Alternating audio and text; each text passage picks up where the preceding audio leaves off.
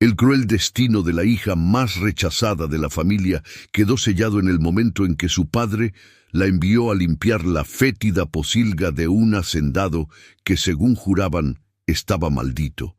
Pero ese castigo se reveló como la semilla de un amor imposible. ¿Recuerdas una época en la que el honor de una familia valía más que la felicidad de una hija? En aquella pequeña y polvorienta comunidad rural, en los años en que el sol parecía más caliente y el trabajo más duro, los Méndez eran conocidos por la prosperidad de sus campos de maíz y por la belleza de sus 3 hijas. Bueno, por la belleza de 2 de ellas. Si valoras las historias de redención y justicia que florecen en los lugares más improbables, deja tu me gusta ahora mismo. Dinos desde qué ciudad estás viendo esto, para que sepamos hasta dónde llega esta historia. Y por supuesto, suscríbete para no perderte lo que viene a continuación. El patriarca Elías Méndez era un hombre forjado por la ambición y poseía una obsesión enfermiza por las apariencias. Sus hijas mayores, Esther y Regina, eran retratos de gracia campestre, con cabellos rubios que parecían absorber la luz de la mañana y modales amables que agradaban a cualquier pretendiente. Amelia, sin embargo, era el reverso silencioso y doloroso. Ella no tenía el brillo en los ojos de sus hermanas, ni la cintura esbelta que su padre exhibía como un trofeo. Sus hombros eran demasiado anchos para los vestidos de percal, y su espalda, marcada por una antigua cicatriz de quemadura de la infancia, la hacía andar siempre encorvada, como si intentara desaparecer en el propio suelo apisonado.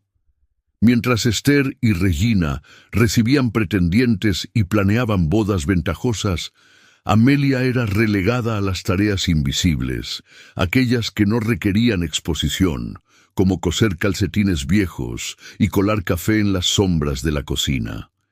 La necesidad, sin embargo, tiene un olor más fuerte que la vanidad. En aquella cosecha, una plaga repentina había devastado la siembra de Elías, dejándolo con deudas urgentes.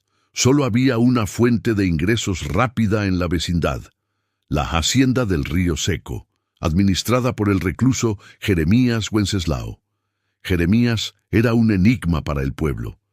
Vivía a 3 leguas de la ciudad, en una tierra que parecía absorber toda la luz, dedicada casi exclusivamente a la cría de cerdos, una actividad que, aunque lucrativa, era considerada indigna para los estándares de Elías. Jeremías era un hombre grande, con una espesa barba de sal y pimienta que cubría la mitad de su rostro y ojos que no sonreían. Decían que había perdido a su esposa e hijos en un incendio devastador años antes, y desde entonces vivía en un aislamiento amargo, tratando a los cerdos como su única compañía. Nadie se atrevía a trabajar para él por mucho tiempo. El olor, el trabajo y el aura de tristeza del granjero ahuyentaban a cualquier empleado.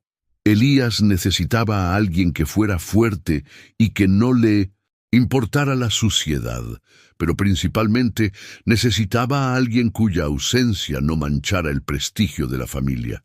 La elección fue inmediata y cruelmente lógica. Amelia. Aquella mañana de lunes, el aire pesado de humo de leña quemada planeaba sobre la casa. Elías llamó a Amelia al frente del salón, donde Esther y Regina observaban con sonrisas de superioridad mal contenidas.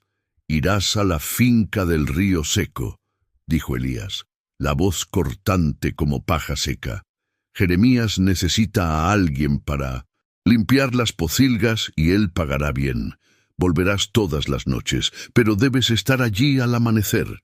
Amelia sintió que el estómago se le revolvía. La pocilga, el lugar más sucio, el trabajo más humillante, reservado para la hija que menos apreciaba. Pero había una chispa de algo más. Trabajo, dinero, una oportunidad de estar lejos de la mirada opresora de su padre. Esther rió ligeramente, cubriéndose la boca con la mano. Ten cuidado de no traer la enfermedad de los cerdos, Amelia. Y Regina añadió con falsa preocupación: ¿quién va a querer casarse con una muchacha que huele a estiércol? Amelia no respondió. Simplemente tomó la bolsa de tela donde guardaba su único cambio de ropa de trabajo y un trozo de jabón casero. El viaje hasta la finca de Jeremías fue silencioso, hecho en el carromato de heno que Elías usaba para transportar estiércol. Él no la llevaría en un vehículo limpio. Al llegar, sintió la diferencia en el ambiente. La tierra de 1902, Jeremías era más oscura, y la brisa que soplaba traía el inconfundible olor a amoníaco, fermentación y melaza de cerdo. La casa, hecha de piedras oscuras, parecía parte de la colina. Elías empujó a Amelia hacia el frente de la casa, donde Jeremías aguardaba, inmóvil como un tronco retorcido. Vestía ropas de dril grueso y sucio, y sus ojos, que parecían ligeramente rojizos, estaban profundamente fijos.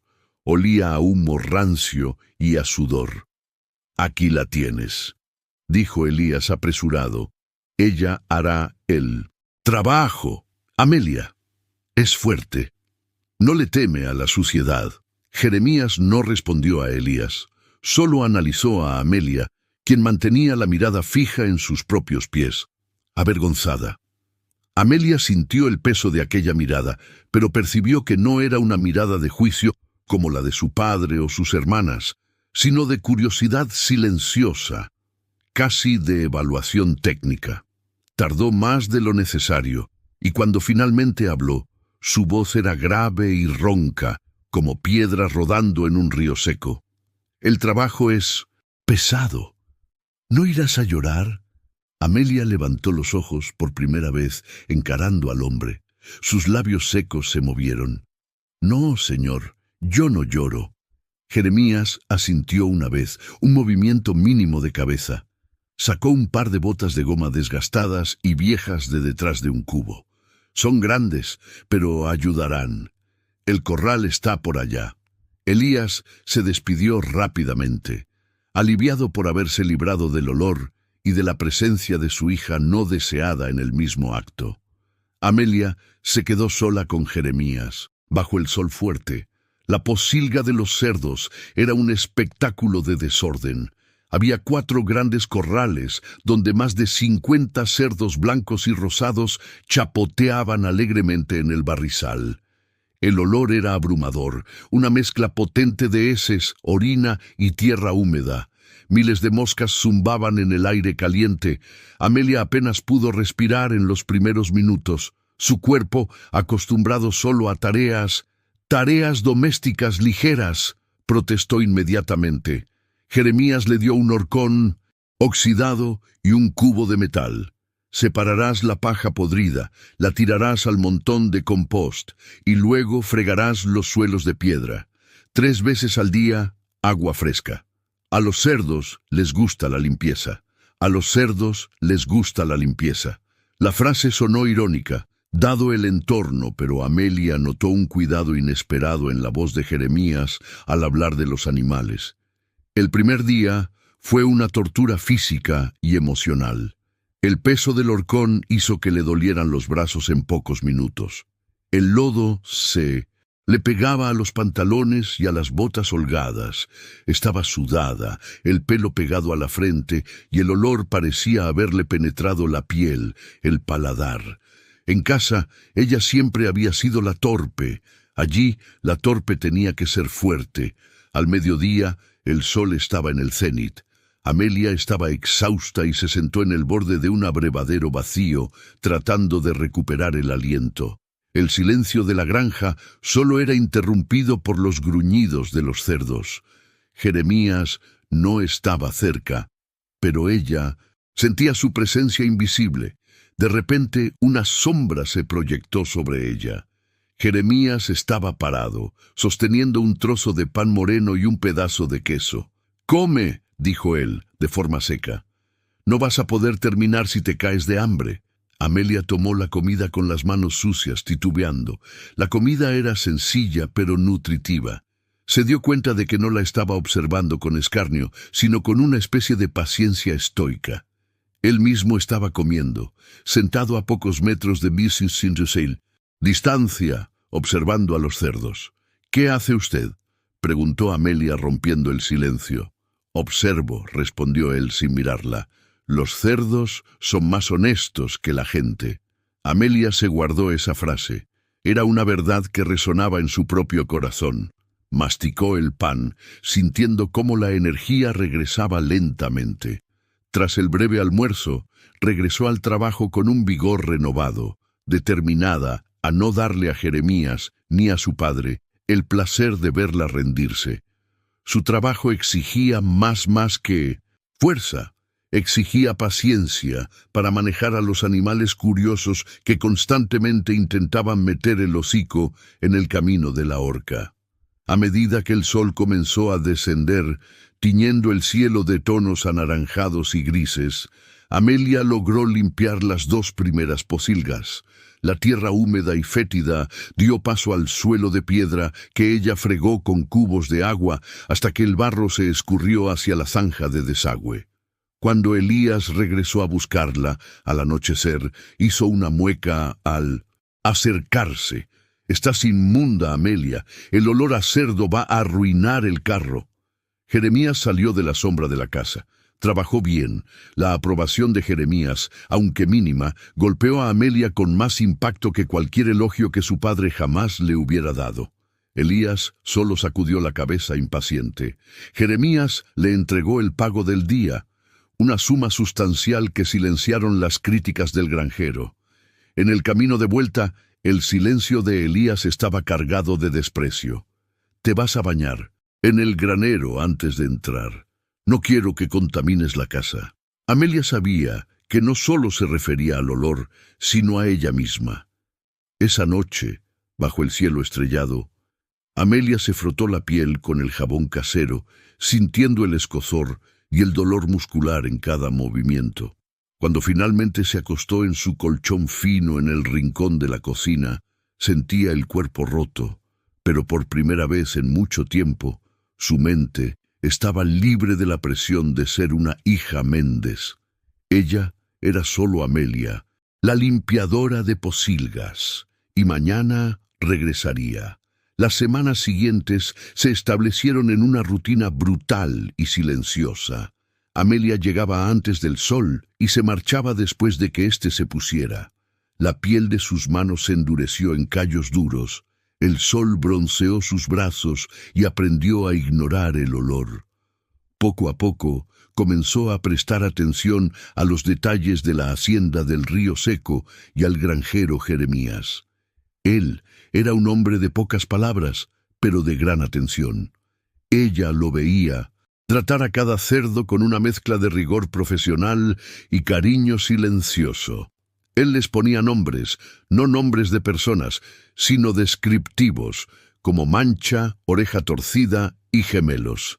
Nunca gritaba, pero los animales lo respetaban. Amelia empezó a comprender la lógica detrás de la suciedad. La pocilga, aunque maloliente, no estaba descuidada. Era simplemente un trabajo a escala industrial, mantenido por un solo hombre. Un día, mientras echaba agua a los animales, tropezó con una piedra y el pesado cubo cayó, mojando su vestido. Las lágrimas vinieron por frustración, no por dolor. Estaba exhausta. Jeremías apareció de inmediato, sin hacer ruido. No la reprendió. «¿Te está costando hoy?», preguntó él, con una voz sorprendentemente suave. «Sí, me cuesta», admitió ella sintiéndose avergonzada. Él recogió el cubo. «El peso que cargas no es solo el agua, es lo que trajiste de casa». Amelia lo miró, impactada por la inesperada profundidad de aquella observación. Él había notado la tristeza que ella intentaba esconder bajo el esfuerzo físico. «Te esfuerzas demasiado por ser perfecta, Amelia». «El suelo de la pocilga nunca será perfecto», dijo él, mirándola directamente a los ojos. «La suciedad es su naturaleza. Tu fuerza no tiene por qué ser un castigo». En ese momento, Amelia vio que la reputación de hombre amargado y reservado ocultaba una aguda sensibilidad. Él veía el dolor, y no solo el trabajo. A partir de aquel día, la relación entre ellos cambió, sutilmente. No tenían largos diálogos, pero existía una comunicación que no dependía de palabras. Amelia empezó a percibir los sonidos de la finca, el ritmo de vida de Jeremías. Él se despertaba mucho antes que ella, se encargaba del ordeño y preparaba la melaza. Cierta tarde, ella estaba limpiando un montón de herramientas oxidadas, intentando decidir qué podía recuperarse. Jeremías se acercó con una caja de madera. «Tu padre dice que eres buena cosiendo y remendando», dijo él. «No sé si eso se aplica al metal». Amelia sonrió por primera vez en semanas. Quizás sí. En los días siguientes, Amelia empezó a arreglar las pequeñas cosas de la finca. Afiló cuchillos sin filo, reparó arneses y lubricó bisagras. Ella era detallista y paciente, y Jeremías la observaba. Él nunca agradecía con palabras vacías, pero ella sentía la gratitud en el asentimiento de cabeza y en la manera en que empezó a asignarle tareas que requerían inteligencia y no solo fuerza bruta.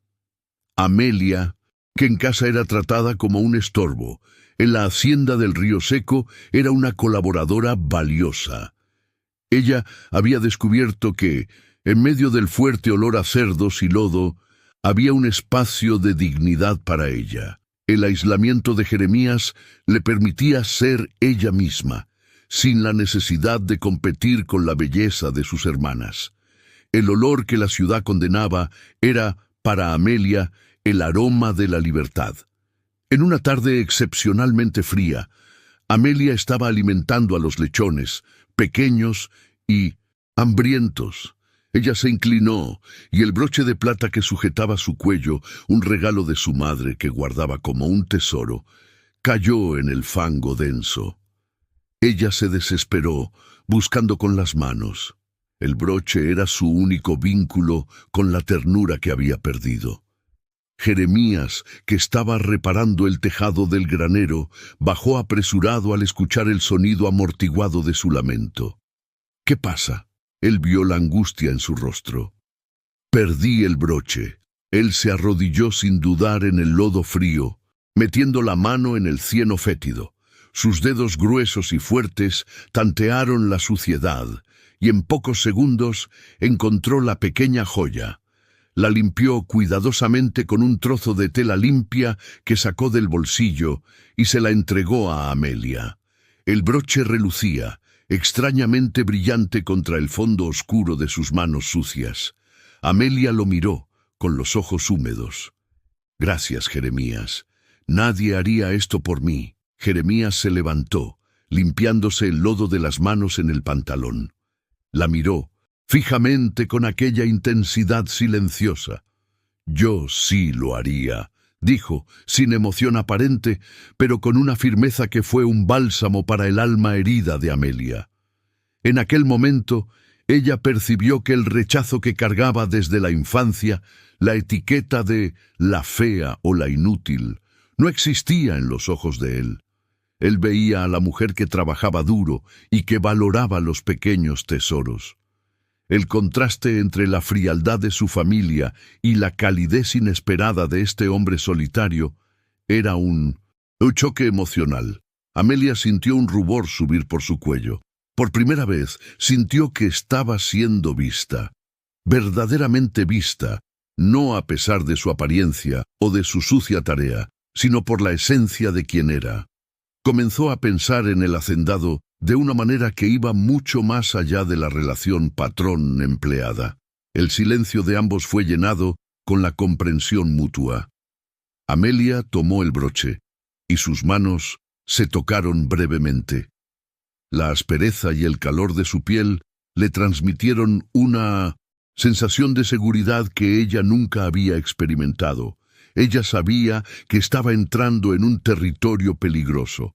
El hacendado solitario y maldito no era solo su patrón, se estaba convirtiendo en su puerto seguro. La suciedad y el olor de la hacienda del río seco habían limpiado, paradójicamente, la niebla de su tristeza, y estaban permitiendo que algo nuevo y aterradoramente real naciera entre ellos. Solo que no sabía cómo esta extraña flor sobreviviría a la oscuridad que los rodeaba.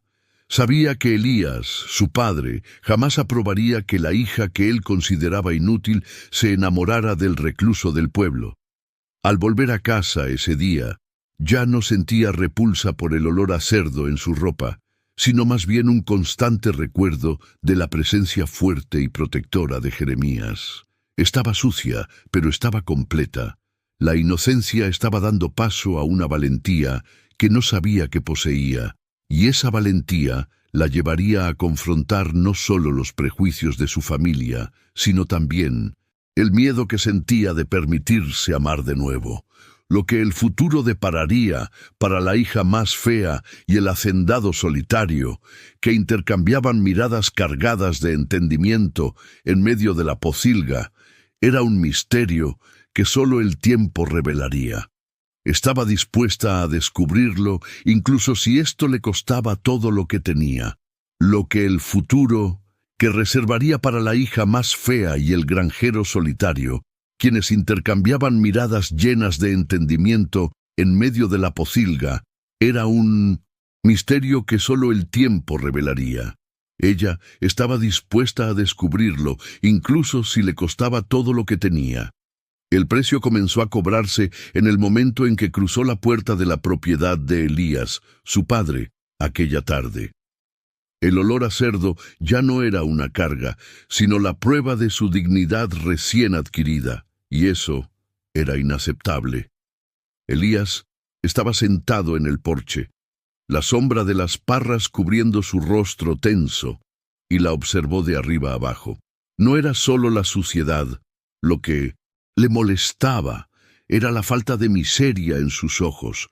La hija que él había intentado doblegar con la humillación parecía ahora más fuerte, más completa que nunca. Elías no necesitó palabras. Su desprecio era un idioma universal en aquella casa. Solo apuntó con la nariz e hizo un sonido gutural de repulsión, un sonido que ella había escuchado toda la vida. La hija, por primera vez, no bajó la mirada. La señora Marta, su madre, se acercó, apresurada, trayendo un pañuelo perfumado, como si el aire estuviera envenenado. Tienes que lavarte inmediatamente. Este olor es repugnante. Van a pensar que dormiste en el corral. Ella se encogió de hombros, un gesto pequeño, pero revolucionario. Dormí muy bien, madre, y el olor a sudor y trabajo es honesto. Marta retrocedió, asustada por la audacia. Sus ojos se encontraron con los de Elías, intercambiando el pánico mudo que decía que la hija inútil se estaba rebelando. Elías se levantó pesadamente. Su presencia dominadora la acorraló en la puerta de la cocina, con su voz baja y sibilante. Ese recluso Jeremías te está metiendo ideas en la cabeza. Te mandé allí para que limpiaras el estiércol, no para que buscaras sermones sobre la honestidad. Vas a cumplir tu tarea, a coger tu pago, y no volverás a intercambiar sonrisas con ese hombre. No intercambiamos sonrisas, padre. Trabajamos, respondió ella con una calma que la sorprendió. Pero la mentira era incompleta. Habían intercambiado miradas, silencios y una complicidad que valía mucho más que cualquier sonrisa. Elías apretó los puños. Sé lo que está pasando. ¿Crees que te va a querer? ¿Crees que te va a sacar de aquí? Está maldito, dice la ciudad entera. Un hombre que vive aislado porque la propia tierra no lo acepta. Aléjate de él. La amenaza era clara, pero el miedo ancestral que la paralizaba parecía haberse disipado en el vapor caliente y húmedo de la pocilga. Subió los escalones hacia la habitación sin responder, dejando a Elías con su rabia impotente. En la habitación, en lugar de apresurarse a lavar la suciedad, olió sus propias manos. El perfume salado y terroso de la finca mezclado con el ligero aroma a heno y la presencia sutil de Jeremías, era su nuevo elixir de coraje. Al día siguiente, la rutina ya no giraba en torno al trabajo, sino a la espera. El sol nacía alto sobre el río seco, y el ritmo de la azada y la escoba era solo el preludio para el momento en que Jeremías se acercaría a la cerca para hablar sobre el clima, el crecimiento de los lechones o la próxima cosecha de maíz. Él la encontró cerca del pozo, donde estaba llenando los cubos para lavar el suelo de cemento del depósito de pienso. El sonido del agua siendo izada era el único ruido aparte del grito ocasional de un cerdo hambriento. «Estás más silenciosa hoy», dijo Jeremías, apoyado en el marco de madera con el semblante serio. Ella dejó de tirar de la cuerda. «Mi padre se dio cuenta de que estoy menos infeliz». Jeremías esbozó una sonrisa melancólica. «La infelicidad es más fácil para ellos, ¿verdad? Cuando estás triste, eres predecible. Cuando encuentras alegría en medio de la pocilga, eso los confunde. Sí, me prohibió hablar contigo». Él esperó observándola. Ella no desvió la mirada. La prohibición no había surtido efecto. Por el contrario, había inyectado urgencia a la relación que apenas comenzaba. Jeremías, su voz fue un susurro mezclándose con el viento. «¿Por qué dice la gente que estás maldito?» El aire pareció volverse más pesado. Jeremías miró al suelo, donde el polvo fino se asentaba. Se llevó la mano al rostro, tocando su barba espesa. Él nunca hablaba de eso. El silencio era su armadura contra el juicio de la ciudad. Pero la transparencia de su hija, la forma en que ella lo miraba sin asco ni lástima, exigía una respuesta, aunque fuera parcial. «Es una historia antigua», dijo él finalmente con voz áspera, «sobre la tierra, sobre lo que sucedió aquí, en la hacienda años atrás. Necesitan una razón para mantener la distancia, y una maldición es una razón conveniente». Ella lo alentó con los ojos. «Mi esposa y mi hijo, ellos se fueron, hace 10 años. Una fiebre extraña que la ciudad creyó que venía de la tierra, del río. Yo fui el único que quedó, y como la tierra sigue prosperando bajo mi cuidado, ellos creen que hice un pacto, que soy el precio que la tierra cobra por la fertilidad. Es una tontería, claro, pero la tontería se aferra más fuerte que la verdad en esta región». La hija sintió el peso de su dolor, un dolor que no era diferente del suyo, aunque las circunstancias fueran distintas. Ella sentía el peso del desprecio de Elías. Él cargaba con el peso del dolor y la superstición de la ciudad entera. «No te ven a ti, Jeremías, solo ven la leyenda». Él levantó el rostro, y en ese momento la distancia entre el hacendado recluso y la hija rechazada desapareció completamente. Caminó hasta ella, deteniéndose a una distancia respetuosa, pero íntima. «¿Y tú? ¿Qué ves?» Ella podía oler a sudor limpio, a cuero y a tierra. No había asco, solo reconocimiento. «Veo a un hombre que cuida de su tierra y de sus animales y que no teme a la suciedad. Veo a alguien que no me juzga por mi rostro». El roce fue inevitable y casi accidental. Al pasar junto a ella para agarrar la cuerda del pozo, su mano rozó el hombro de la joven. Fue un calor breve, pero electrizante. Una promesa no verbal de que la soledad de ambos podría estar llegando a su fin. El corral de cerdos, con su olor fuerte y su trabajo incesante, se había convertido en el escenario de la conexión más inesperada y profunda. Estaban unidos por el exilio y por la valentía de buscar dignidad donde nadie más se atrevía a buscar. La hija sabía que ya no podía dar marcha atrás.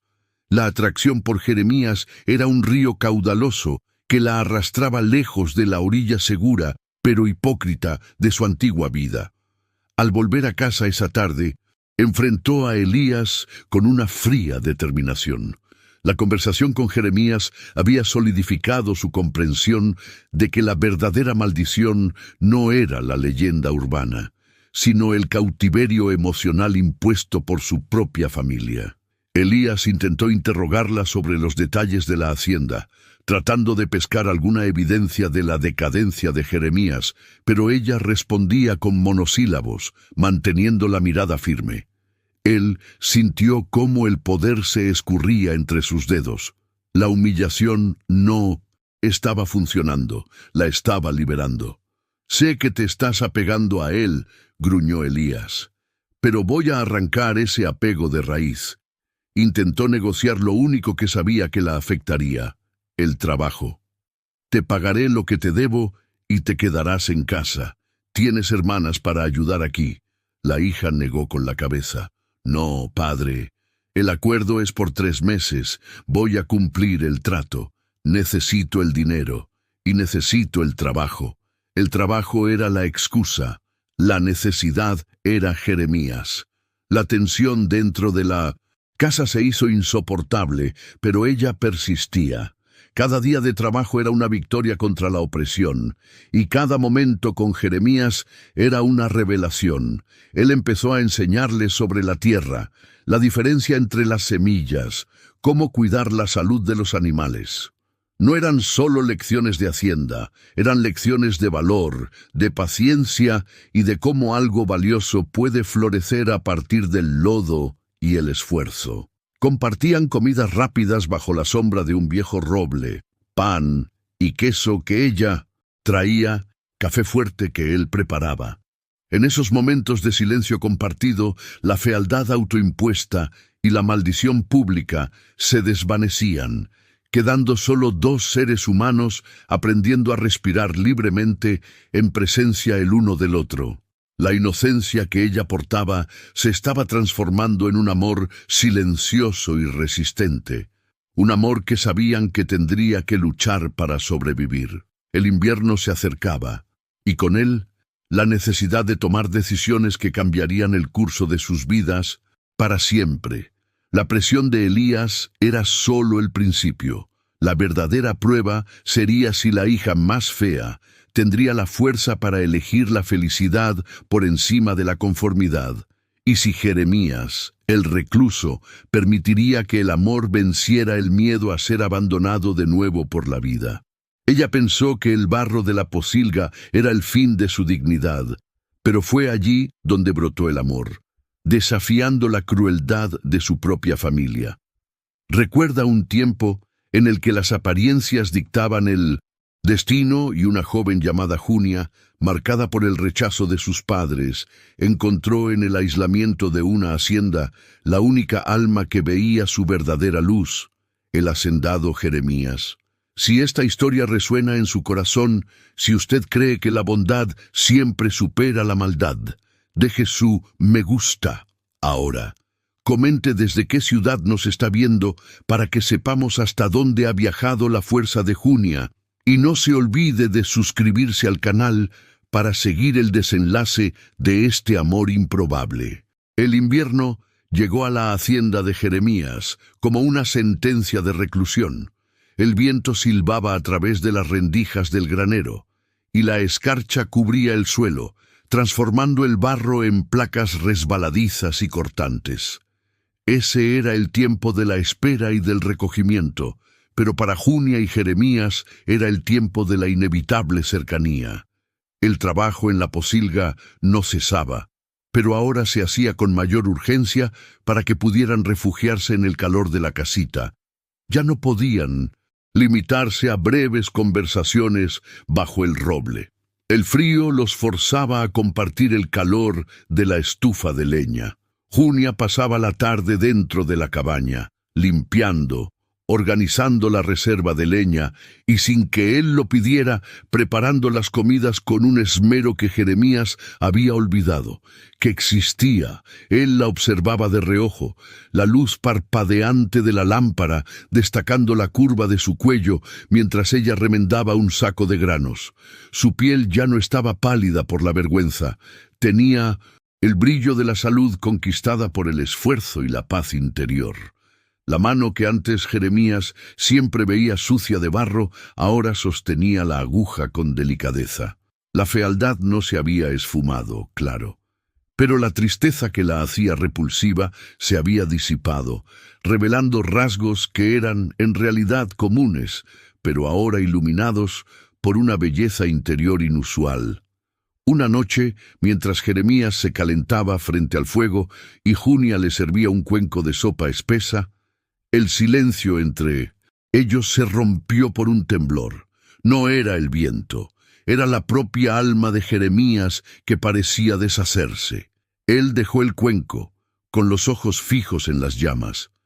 Aquel momento no trataba sobre semillas o cerdos. Trataba sobre el futuro que Junia estaba tejiendo inconscientemente a su alrededor, y el miedo que eso generaba. «Soy un hombre que vive en las sombras, Junia», dijo él, con la voz áspera como la corteza del roble. «La gente me abandona. Siempre lo hace». El aislamiento no era solo una elección, era una defensa. Le reveló a ella por primera vez los detalles de la tragedia que lo había convertido en un recluso. El cruel abandono de su prometida años antes, quien se había llevado consigo no solo su corazón, sino también una parte significativa de las tierras de su familia, dejando a Jeremías hundido en deudas y deshonra.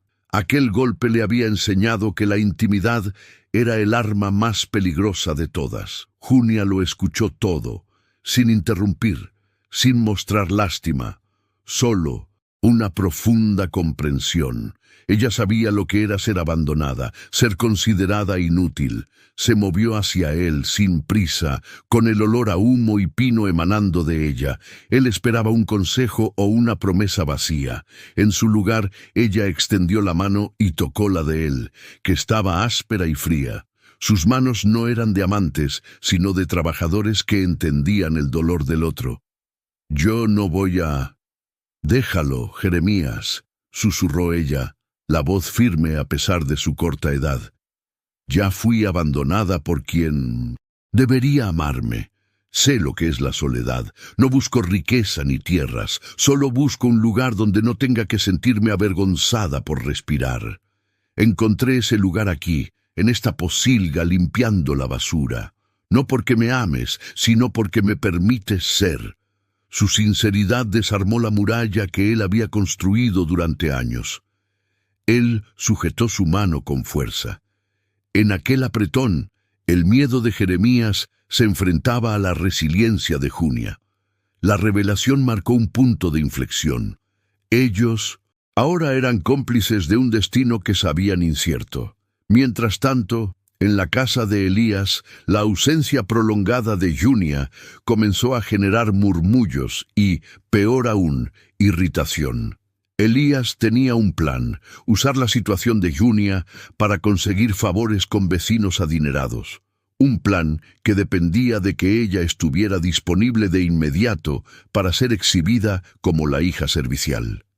Envió a su hijo mayor, Tobías, un muchacho perezoso y envidioso, con órdenes claras de traerla de vuelta o, al menos, investigar la situación en la granja de Jeremías.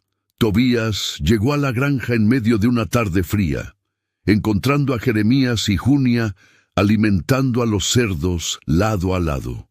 La escena era demasiado doméstica, demasiado íntima para el gusto de Tobías. Vio a Junia riendo de algo que Jeremías había dicho, una risa abierta y desinhibida que ella jamás se atrevía a tener en casa. Tobías no necesitó más pruebas. No veía la felicidad, veía la rebeldía y la apropiación indebida de su hermana inútil. Jeremías, al ver la expresión hostil de Tobías, supo que la tregua había terminado. El mundo exterior estaba llamando a la puerta. Su corazón se aceleró, recordándole lo peligroso que era tener algo que perder. Tobías fue directo al grano, con la arrogancia heredada de su padre. «El padre exige tu regreso inmediato, Junia. Ya no puede tolerar más tu desinterés por las obligaciones de la familia». Junia dio un paso adelante, su rostro manchado de hollín, pero sus ojos, fijos y claros. Dile a mi padre que mis obligaciones están aquí, y que si quiere verme, que venga él hasta esta pocilga, dijo ella, señalando el barro con dignidad. Tobías se quedó perplejo. Su hija más fea y callada lo estaba desafiando. Él intentó intimidarla con amenazas sobre el honor de la familia, pero Junia permaneció inmutable. Jeremías, observando la confrontación, vio en Junia la fuerza que él más temía y más admiraba. Él intervino, hablando con la calma de quien poseía la tierra.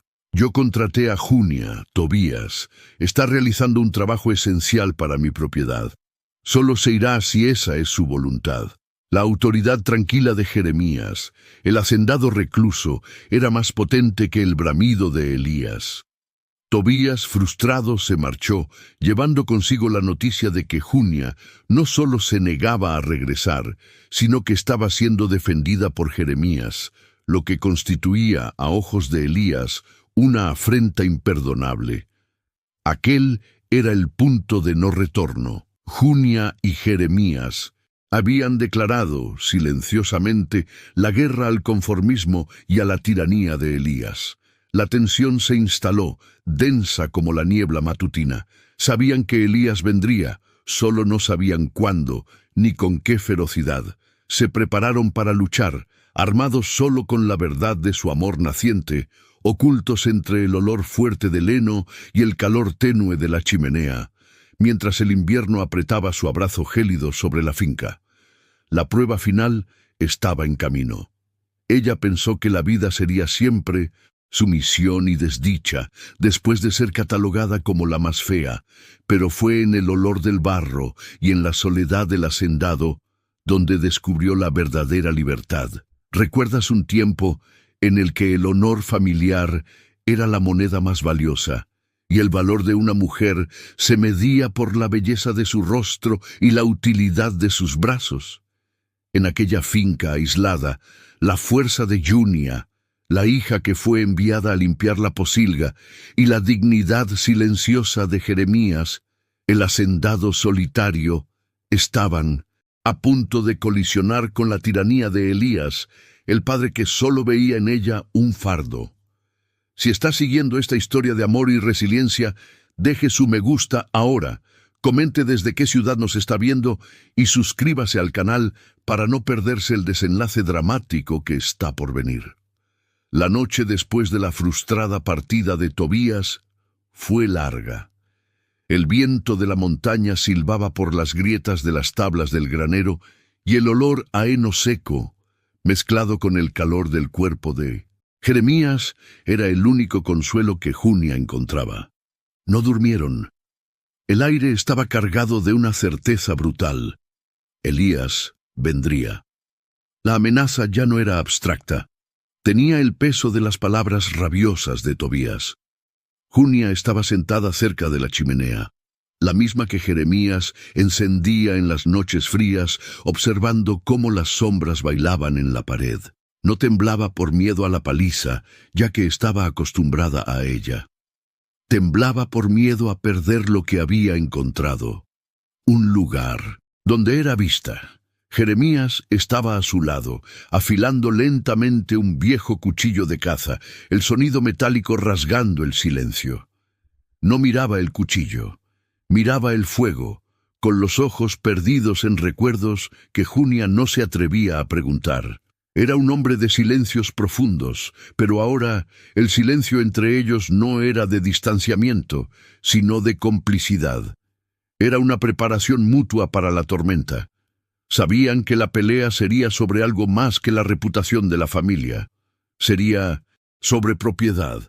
En la mente de Elías, Junia era suya y Jeremías la había robado. Cuando Junia finalmente rompió el silencio, su voz era baja, pero firme, sin el tono lastimero que la caracterizaba en casa de su padre. ¿Por qué me defendió, Jeremías? ¿Por qué no me entregó? Dejó de afilar el cuchillo y lo colocó cuidadosamente sobre la mesa. Se giró hacia ella y la luz parpadeante de la chimenea iluminó la aspereza de su rostro. porque usted no es un objeto, Junia, y él no tiene el derecho de llevársela. Él me quitó mucho en la vida, pero no voy a dejar que me quite mi derecho a elegir quién trabaja en mi hacienda, ni tampoco su derecho a quedarse donde usted es bienvenida, tratada con dignidad. La palabra dignidad resonó en la cabaña. Junia sintió un nudo en la garganta. Nadie había luchado jamás por su dignidad. Ella siempre había sido la responsable de avergonzarla. Siempre había sido la causa de la deshonra. Los días que siguieron fueron de una tensa calma. No se alejaron de la finca. Jeremías le dio instrucciones de quedarse cerca de la casa y él, aún supervisando las labores más pesadas en el campo, se mantenía siempre a la vista. Su rutina se convirtió en un ballet de confianza y dependencia. Al atardecer, después de que Junia terminara de limpiar las pocilgas, tarea que aún hacía con el mismo vigor de antes, pero ahora con un nuevo sentido de propósito, se sentaban juntos a cenar. Junia cocinaba alubias y carne seca, usando hierbas cosechadas en el pequeño jardín que había empezado a cuidar cerca de la casa, demostrando que sus manos, por más que olieran a cerdo y estiércol durante el día, podían crear belleza. Fue durante una de esas comidas, mientras la neblina de la tarde envolvía las montañas, cuando Jeremías reveló un poco más sobre su reclusión. Habló de la esposa que había perdido años atrás a causa de la enfermedad, de cómo la finca, que antes era vibrante, se había convertido en una tumba de recuerdos, y de cómo se había encerrado en sí mismo, incapaz de soportar la pérdida. No solo estaba hablando de su dolor, le estaba abriendo una ventana a Junia, mostrándole que, tras la fachada austera, había un hombre roto que estaba siendo lentamente remendado por ella. Llegaste aquí y trajiste la vida de vuelta, Junia. No trajiste solo la limpieza a la pocilga, trajiste la limpieza a este lugar y a mi alma. Junia respondió con su propia verdad, hablando sobre el peso de ser la hija fea, la forma en que sus hermanas la evitaban y el constante desprecio de su padre. Descubrieron que sus cicatrices, aunque de diferente origen, eran igualmente profundas. Su amor creció no a pesar de sus dolores, sino a causa de ellos. Era un amor construido sobre la base sólida de la vulnerabilidad compartida y del rechazo mutuo que sufrieron del mundo exterior. Eran dos exiliados que encontraron refugio el uno en el otro. La paz fue brutalmente interrumpida a finales de la semana siguiente. Era el mediodía. El sol estaba débil y Junia estaba recogiendo ropa seca del tendedero improvisado detrás de la casa, el aroma a jabón de ceniza flotando en el aire. Ella oyó el ruido antes de verlo. No era el sonido de un coche solitario, sino el motor de dos vehículos y el pesado trotar de caballos. Elías no vino solo con Tobías. Trajo refuerzos. Jeremías estaba en el granero, arreglando las herramientas. Salió corriendo al escuchar el grito de Junia, que había reconocido la voz ronca y autoritaria de su padre. Elías descendió de un camión polvoriento, acompañado por Tobías y dos hombres robustos contratados para hacer el trabajo pesado. Las hermanas de Junia, Clarisa y Dalila, también estaban presentes, sentadas en el asiento del camión, observando el espectáculo con una mezcla de repulsión y mórbida curiosidad. La presencia de ellas era la peor ofensa para Junia, pues significaba que Elías estaba convirtiendo aquello en un evento público, una lección moral para toda la familia. Jeremías se posicionó en la puerta de la cabaña, una silueta imponente contra el fondo oscuro de la madera. Su postura era de desafío, pero su rostro estaba tranquilo. Elías se acercó, el rostro enrojecido por la ira reprimida. Estaba armado no con un arma de fuego, sino con la autoridad que creía tener sobre su hija. «Esto es propiedad mía, Jeremías. Estás robando. Estoy aquí para llevarme lo que es mío. y no voy a permitir que un recluso se burle de mí en mi propia comunidad, gritó Elías, su voz cargada de veneno mientras señalaba a Junia. Y tú, aberración, vuelve a casa ahora antes de que te arrastre del pelo. Junia, sin embargo, no retrocedió. Salió de detrás de Jeremías y se enfrentó a su padre por primera vez en su vida sin bajar la mirada. El olor a pocilga y la fuerza recién descubierta parecían envolverla como una armadura. Ella no. Ya no era la niña aterrorizada.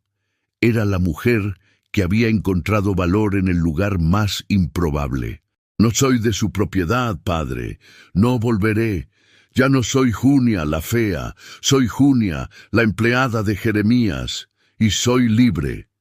La declaración golpeó a Elías con la fuerza de un puñetazo. Él no esperaba resistencia, y mucho menos esa retórica. Él avanzó, pero Jeremías dio un paso al frente bloqueándolo. El dinero no lo compra todo, Elías. Junia es libre de irse o quedarse, y ella ha elegido quedarse. Salga de mi tierra. El hacendado era mayor, pero el aura de respeto que portaba hizo que los matones de Elías vacilaran. La tensión era palpable. El enfrentamiento físico parecía inevitable, y Jeremías estaba listo. Fue Junia quien resolvió la situación, no con violencia, sino con un arma que Elías no sabía cómo combatir: la verdad. Ella dio otro paso, ignorando a Jeremías, y se detuvo a menos de 1 metro de su padre. Usted me envió aquí para castigarme, para avergonzarme. Usted me quitó la dignidad, pero ha fracasado.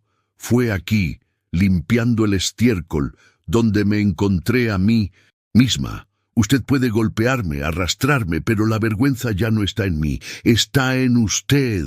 Elías se tambaleó ante esas palabras. El odio en sus ojos no disminuyó, pero su poder sí. Se dio cuenta de que Junia era inalcanzable. Ya no podía controlarla mediante el miedo o la humillación. Tobías intentó intervenir, gritando sobre la deshonra, pero Elías lo mandó callar. Él miró a Jeremías, luego a Junia y finalmente a sus otras hijas, que observaban conmocionadas. La derrota de Elías no fue física, fue la pérdida total de su autoridad sobre Junia. Se dio la vuelta, subió a la camioneta y, sin decir una palabra más, ordenó que todos se marcharan. Solo quedaron atrás el ruido de los motores y el olor del polvo levantado. La libertad tenía un sonido fuerte y apestoso, y Junia la abrazó por completo. Estaban solos de nuevo, pero ahora la soledad de la finca era su fortaleza. Jeremías tocó el hombro de Junia, un gesto de profunda admiración y alivio.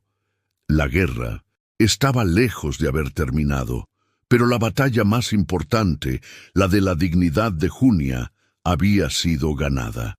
Ahora necesitaban decidir qué hacer con la nueva vida que habían conquistado y con el amor que florecía, aislado y fuerte, entre el fuerte olor a cerdos y la promesa del futuro. Se retiraron hacia adentro, sabiendo que el mundo exterior esperaba el momento adecuado para juzgarlos, pero por primera vez estaban listos para enfrentar cualquier cosa, juntos. Ella fue enviada para ser humillada en el peor lugar de la hacienda, pero el hedor de la pocilga fue el aroma de su florecimiento. ¿Recuerdas una época en la que las apariencias valían más que el carácter? Y cómo la vida de una joven determinada y un rudo granjero se cruzaron en el lugar más improbable. Mientras continuamos esta historia de amor y resiliencia, no olvides darle a me gusta, comentar desde qué ciudad nos estás viendo y suscribirte al canal para no perderte la próxima historia. El ruido del camión de Elías se extinguió lentamente en el camino de tierra, llevándose consigo el último vestigio de miedo y de dominio. El polvo naranja, agitado por la partida violenta, comenzó a asentarse sobre los campos secos, tiñendo el aire de aquella tarde calurosa. El silencio que siguió era pesado, un vacío, donde antes había gritos y amenazas, y ahora solo el gruñido constante y familiar de los cerdos llenaba la ausencia. Jeremías y Junia permanecieron inmóviles durante un largo momento, el cuerpo aún tenso por la adrenalina, pero el alma extrañamente ligera. La victoria olía a sudor, barro y, sorprendentemente, a paz. Se movieron lentamente hacia el interior de la casa, la sombra del porche ofreciendo un pequeño alivio del sol inclemente. No había necesidad de muchas palabras. Ambos sabían que la decisión tomada en aquel patio sucio era irrevocable. Habían quemado los puentes con el mundo de Elías de forma definitiva. Junia se sentó en la mecedora antigua, pasándose la mano por la frente sudada. Ella miró sus manos gruesas y callosas, las mismas manos que Elías consideraba inútiles o indignas para un matrimonio de conveniencia. Ahora eran las manos de una mujer libre.